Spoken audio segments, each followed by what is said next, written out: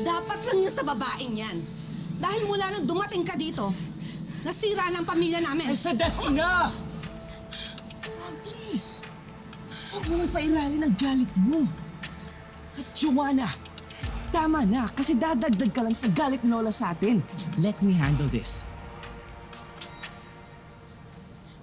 I'll talk to her. Kausapin mo yung babaeng yan. Dahil kung kailangan iuntog ang ulo niyan para magising sa kahibangan niya, do it. Let's go inside, Joanna. Hindi pa tayo pumamayit. Sina mo! Go back inside, Joanna.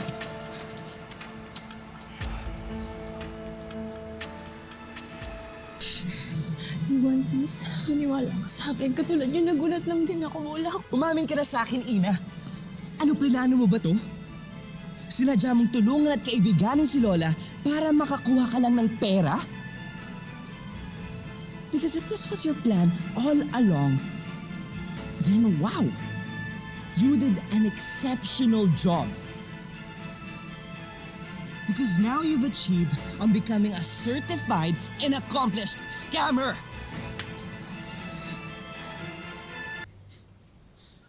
Wow!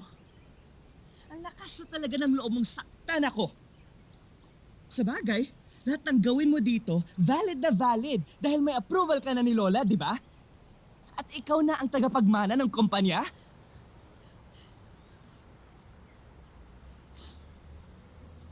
Kahit ano naman sabihin ko sa inyo, hindi kayo maniniwala sa akin di ba? Yuan, hindi ko ginusto to. Hindi ko hiningi ito.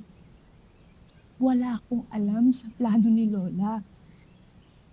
Lahat ng tulong, pag-aalaga at pagmamahal na binigay ko kay Lola, hindi ako humingi ng kapalit. Oo, inaamin ko. Tinanggap ko yung offer niya na tumira dito at maging parte ng Oreyas para palaguin yung parisan ko.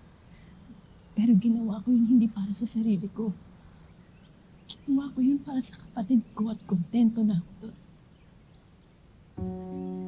Hindi ko intensyon na kunin yung para sa inyo. Kung tutuusin, di ba? Tinutulungan ko kayo maging maayos sa paningin ng lola niyo. At kung ako lang masusunod, ayoko nang makisali sa problema niyo dahil hindi naman ako parte ng pamilya niyo eh. Kaya huwag niyo sa akin isisin lahat. Tanungin niyo muna yung sarili niyo, may nagawa ba akong mali?